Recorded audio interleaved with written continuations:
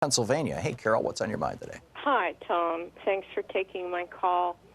I'm really upset about this tax bill. It's nothing more than a scam, and they're lying about it, and it's actually a $1 trillion heist to the very wealthy. It's a deficit buster, and the people that are going to get hurt by it the most are people like students with college loans, teachers who have to provide pencils and things for their kids in school. The elderly will pay for it. The sick will pay for it. One of the biggest... And the states which are called, I would call the maker states, like New York, California, Pennsylvania, my state, will actually end up getting the tab for this. That's what the middle class or the working poor will get out of this. They'll pick up the tab. But my question is, how do you separate these people from their money? That's my question. Well, I'll hang up and listen. Well, Carol, there's one other group that you missed, and that was a great list. But the other group that you missed that nobody seems to be paying attention to, who are going to get really, really harmed by this tax bill, are parents of children with severe disabilities. Yes. And yes, I did. I forgot that. That's true. There is no profit for anybody out of this scam except the very, very wealthy who don't need it. But how do we end this? I mean, we can't. We take political power from the millions that they'll make. Right. How do we do that? We take political power. It's the only way to do it, Carol.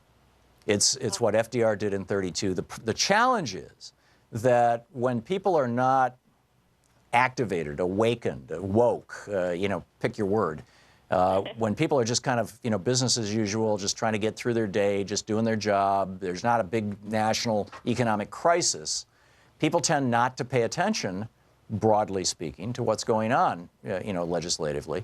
And so a genuine overthrow, basically, of the rich control, the rich takeover of the takeover by the rich of our tax system is very difficult to do. But when you have something like the Great Depression, FDR rode the general unhappiness and dissatisfaction and pain across the country to rallying the idea of, hey, it's the economic royalists, was how FDR referred to them. It's the economic royalists against the rest of us, and he was right.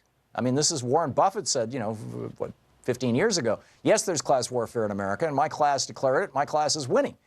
So the challenge is to get enough average people angry enough, upset enough, interested enough, frankly. That's probably the most important word, paying attention, that this kind of sleight of hand can't be done. I mean, they weren't paying attention in the 80s when Reagan completely reorganized our economy in a way that would begin the $7 trillion transfer of wealth out of the hands of working households and union households and into the hands of the top 1/10 of 1%. $7 trillion since Reagan. He began that process, and we weren't paying attention.